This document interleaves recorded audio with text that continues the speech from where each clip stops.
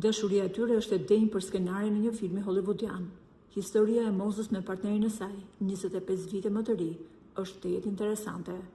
Çdo gjë nisi nga rrjetet sociale, kur Leo lexonte poezitë e Moses dhe e komplimentonte, sepse ajo kishte një botë të pasur shpirtërore, deri në momentin që ai erdhi në Tiranë dhe u takuan së bashku.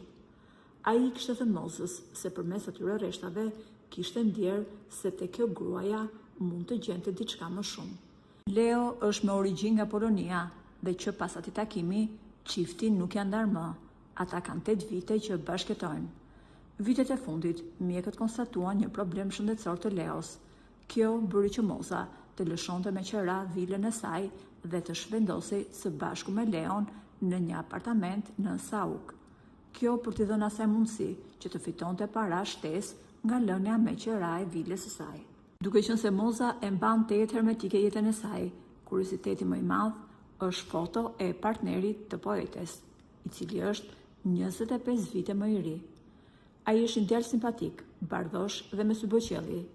Edhe pse në paraqitje duket shumë më i ri se Moza, Leo ka thënë se ai është shpirtërisht shumë i lidhur me poeten, jo vetëm për shpirtin që ajo ka, por edhe për inteligjencën që zotron. Moza nuk është vetëm ndjenja më e bukur që un kam, por ajo për mua është si një enciklopedi. Unë dua çdo gjë të sajën, por më shumë dua shpirtin e Mozës, është shprehur Leo.